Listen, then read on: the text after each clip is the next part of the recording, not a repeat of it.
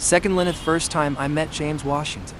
I was fighting with the developer about my parking spot, and he was standing behind me eating one of my muffalettas like he had all the time in the world. Which, looking back, is funny because neither of us had time.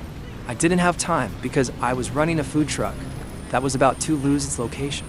He didn't have time because he was trying to preserve cultural memory in a city that was systematically erasing it. But, in that moment, with him eating my sandwich and me arguing with a man in a suit who wanted to turn my parking spot into mixed-use retail space, we both seemed to have nothing but time. Let me back up. The parking spot on the corner of Royal and Toulouse, in the heart of the French Quarter, is everything. Everything. I've been parking there for 8 years.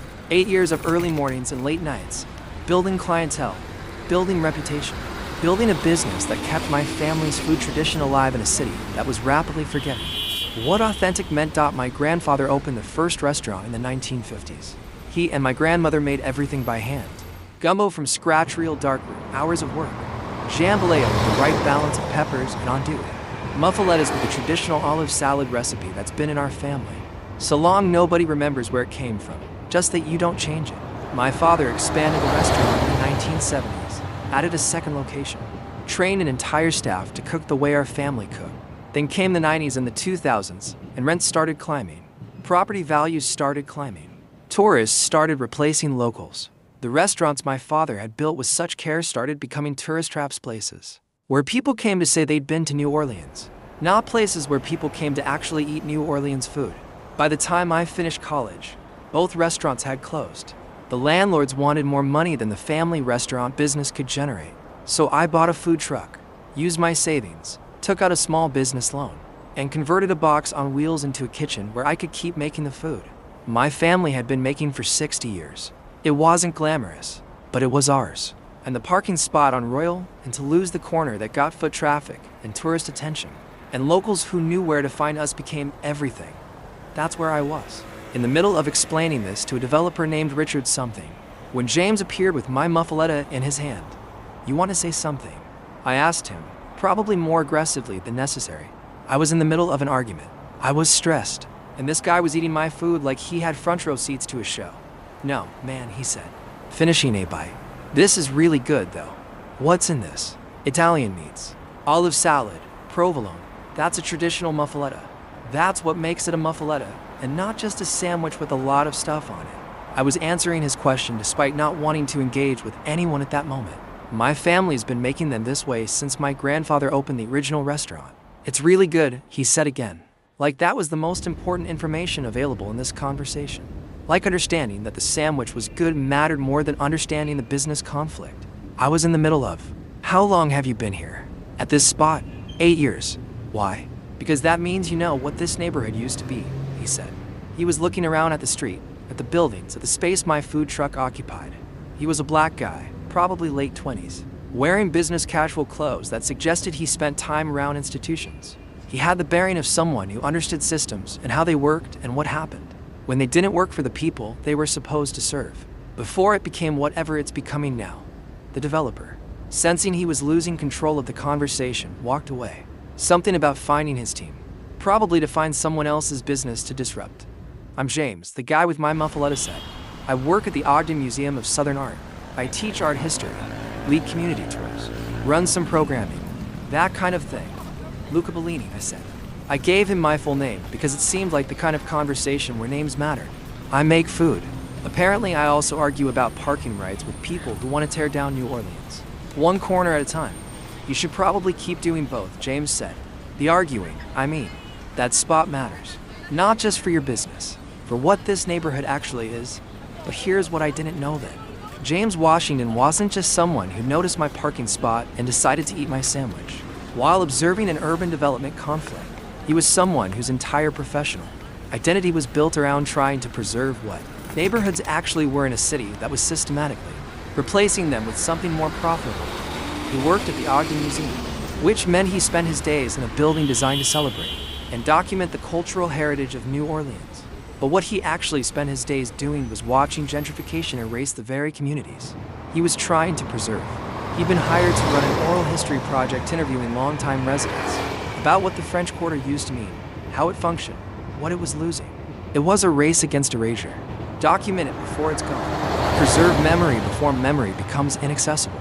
Keep record of what people had built so that future generations would at least know what had existed. He understood immediately that my food truck and my parking spot and my family's food tradition were all part of what he was trying to preserve. They were cultural artifacts. They were the physical manifestation of community that couldn't be replaced by development.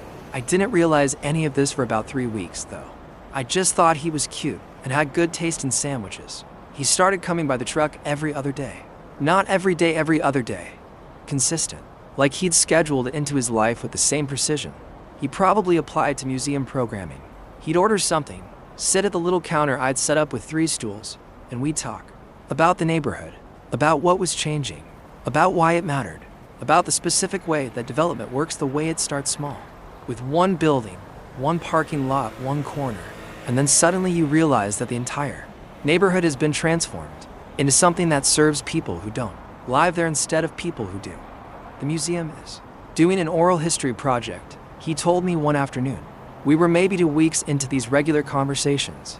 He was eating a po' boy roast beef debris, dressed with the kind of focus that suggested the sandwich held actual meaning.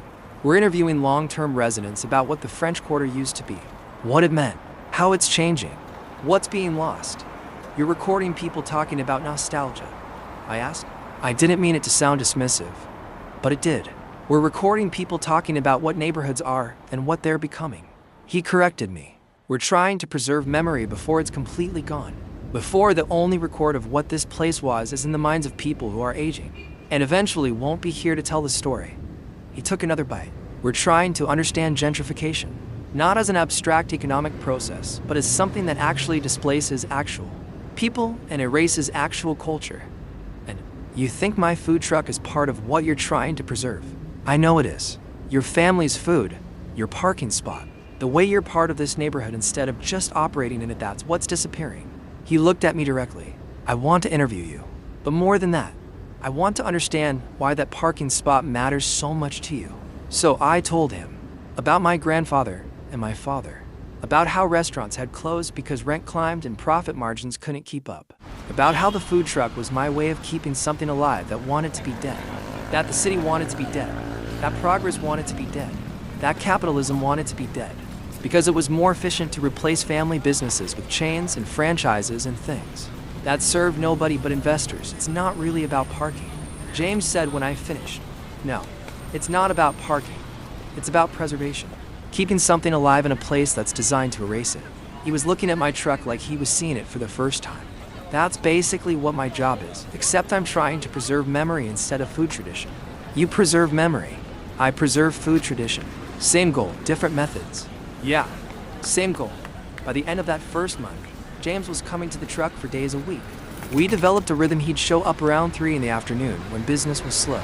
We'd talk while I prepped for dinner service, and he'd help me think through neighborhood problems and business challenges, like he'd been invested in my success since day one, which I was starting to realize he actually was. You should expand, he said one afternoon. We were sitting in the truck during a slow spell. The lunch rush had ended. Dinner rush was still hours away. He was eating leftover gumbo that I'd made the morning before. The truck is good, but you have demand for more capacity. People want more access to what you're doing. Expanding costs money. Money I don't have, I said. I was chopping vegetables for the day's gumbo base. The second truck, the equipment, the licensing, the insurance, it's tens of thousands of dollars. So get a loan.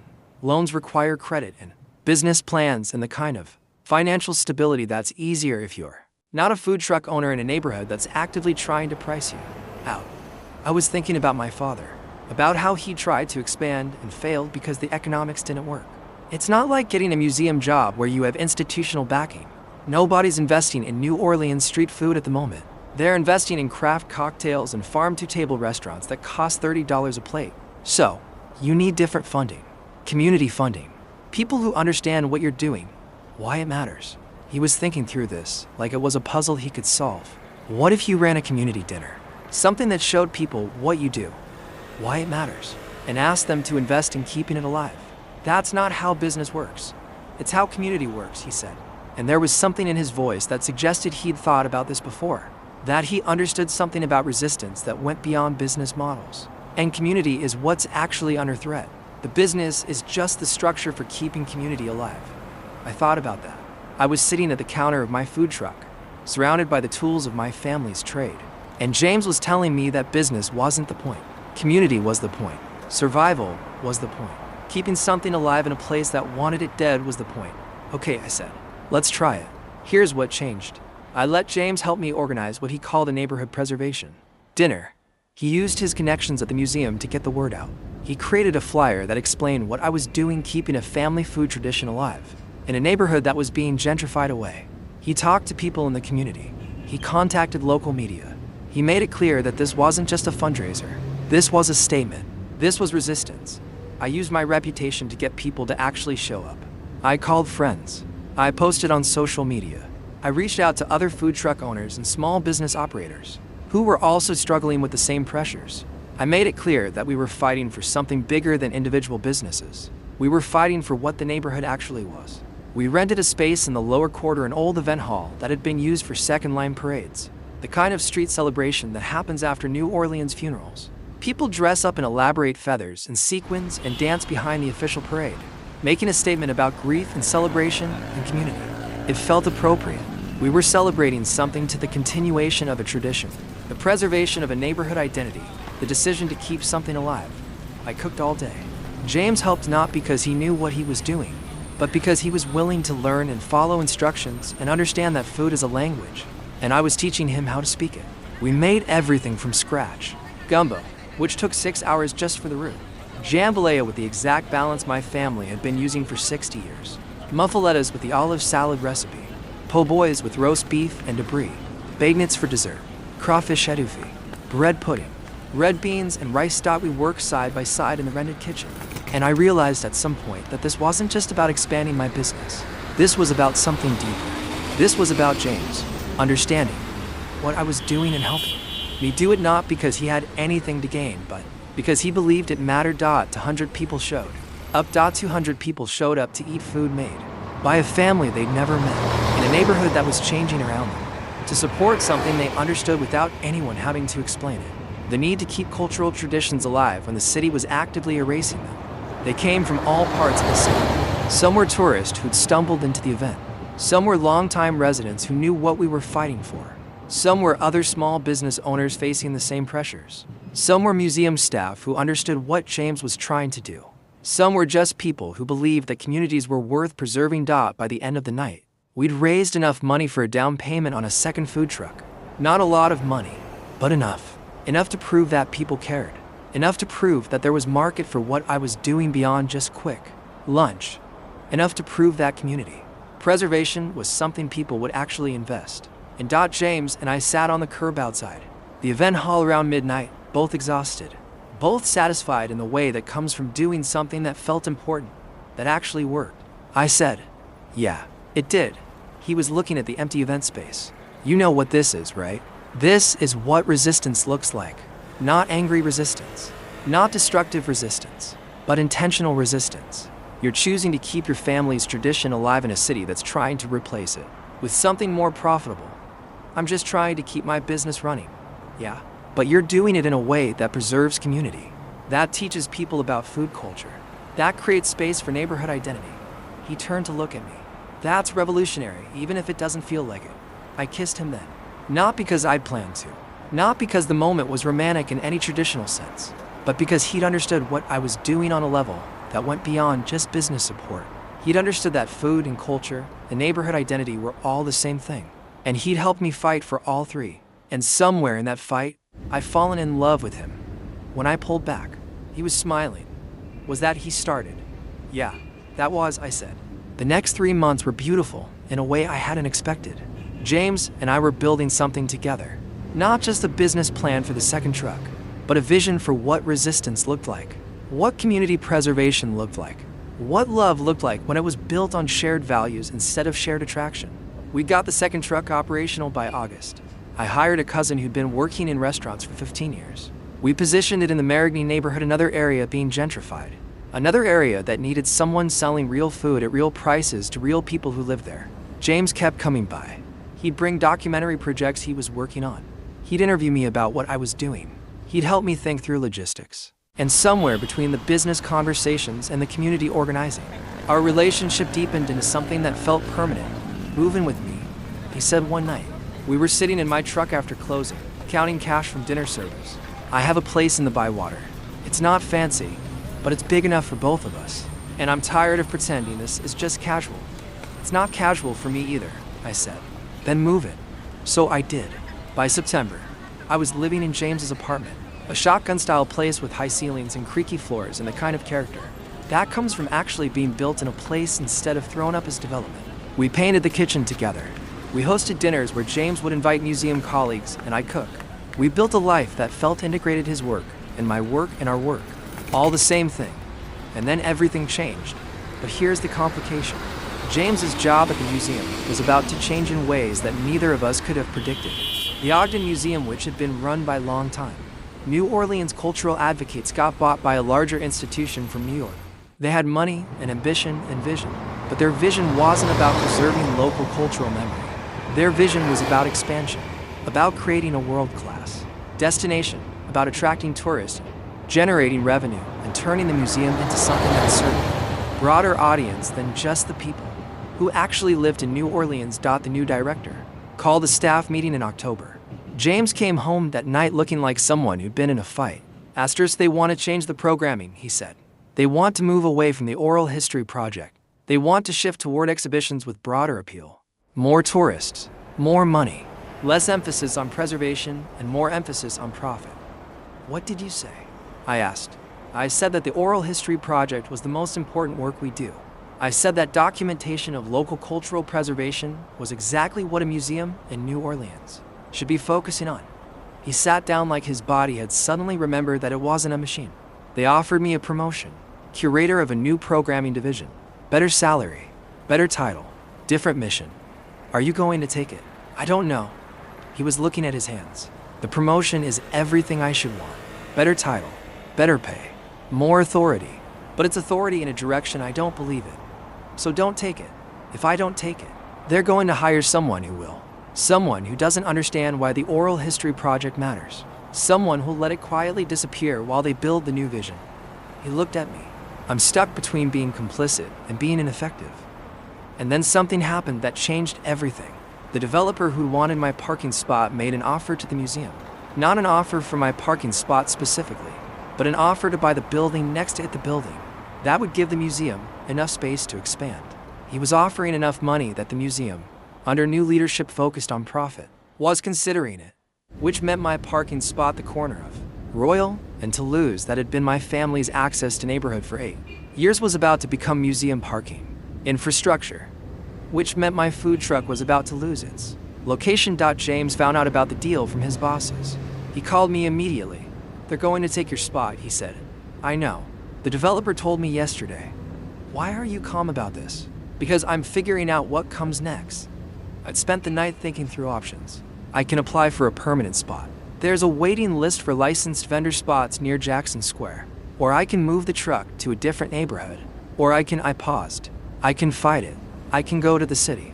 I can argue that institutional expansion shouldn't erase community businesses. You can do all of those things, James said quietly. But I need to tell you what I'm going to do. "What are you going to do?" "I'm going to refuse the curator position. I'm going to stay in the oral history division. And I'm going to make sure that the museum expansion doesn't happen without the community having a voice in it." He took a breath. "I'm probably going to get fired, or push out, or demoted to the point where I'm basically no longer useful. But I'm not complicit in erasing your business and my community's history at the same time. James, I chose to stay in the city because this is home. I chose to work at the museum because I believe the work mattered. I can't choose differently now just because it's convenient." He paused. "But I also can't do that without support. I need to know that you're going to fight too." "I'm going to fight," I said.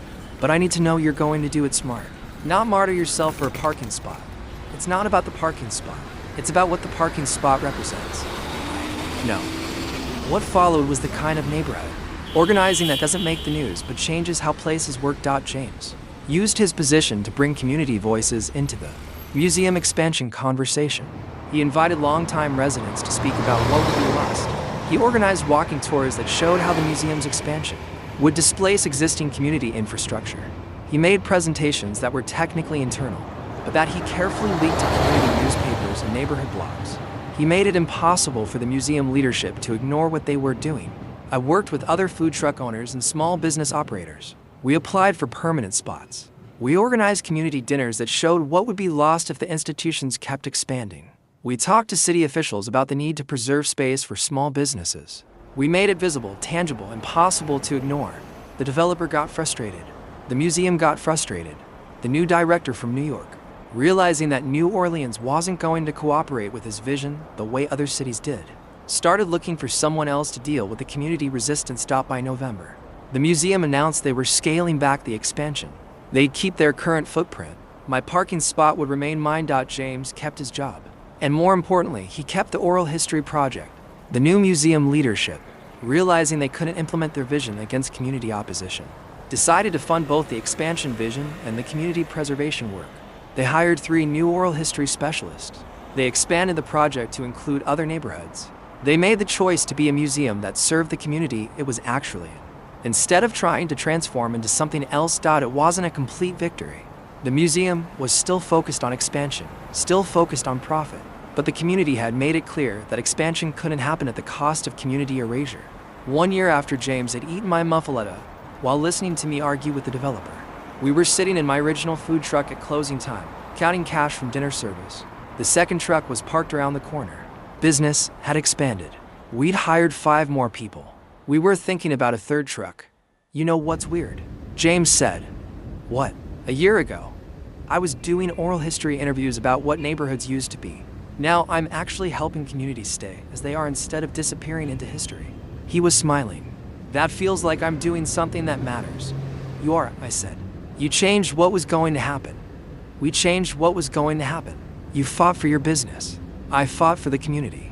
We both ended up fighting for the same thing. He looked around the truck at the stainless steel and the carefully organized ingredients and the spaceware.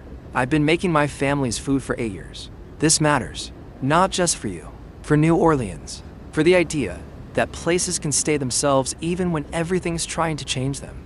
You want to make it official? I asked. A fighting together thing, a partnership. I thought that's what we'd been doing. I mean, I was nervous about this for reasons I couldn't quite articulate. Sometimes the words get stuck when they matter. I mean, I want you to help me expand. I want to open a small restaurant, not just food trucks. A place where I can teach people how to cook the food my family's been making. A place that's as much about community as it is about food business. And you want me to help design the space, help run community programming, help me figure out how to keep it authentic while keeping it alive. I paused. Help me build something that matters. Build it with me. Stay with me. James was quiet for a long moment. Then he said, yeah, I want to do that. Asterisk, the restaurant is called Second Line, named after the New Orleans street celebration, where the main parade is followed by a second parade of community members who dance behind the official procession. It's a way of saying that what follows the official version matters, that community voices matter, that what comes after the main event is where the real celebration happens. We're in a small building on Dauphine Street, not the most visible location, but visible enough. We serve lunch and dinner. We host community dinners every month. James teaches classes about food history and cultural preservation. I teach cooking classes focused on the traditional methods my family uses. We employ 15 people, most of them from the neighborhood. We source ingredients locally when possible. We've become part of the fabric of the French Quarter in a way that is deeply tied to what the quarter actually is, not what developers want it to become. James still works at the museum part-time. The museum, under better leadership now, has committed to community preservation as core mission. The Oral History Project has expanded. They've funded community initiatives across the city. They've become a resource for neighborhoods fighting gentrification. Instead of a tool of gentrification, I still run the food trucks. I have 3 now, and each one is positioned in a different neighborhood. Each one serving communities that are trying to resist displacement. Each one is staffed by people I've trained to understand that food is culture, and that selling food is a form of resistance. We're not wealthy.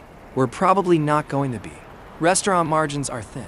Community organizing doesn't pay well, but we're building something that lasts, something that matters, something that will still be here when the developers move on to the next neighborhood, the next opportunity. And every time we feed someone, every time we teach someone how to make gumbo the way my grandmother taught me, we're saying, this place is not for sale. This culture is not for purchase. This community is worth preserving. The restaurant walls are covered with photographs from the Oral History Project, documentation of what this neighborhood was, what it still is, what it might become if people fight hard enough to keep it themselves, instead of letting it be transformed into something else. James and I work side by side most days. We're in the kitchen together during preparation. We're teaching classes together on weekends. We're running community programs that are designed to make space for neighborhood identity, instead of erasing it. And every night, when we close up, when we count the cash and check the inventory and think about tomorrow, I remember the moment he ate my muffaletta and understood immediately what I was fighting for. I remember deciding to trust him. I remember him deciding to fight alongside me. That decision to fight together, to build together, to stay together is the most important business decision I've ever made.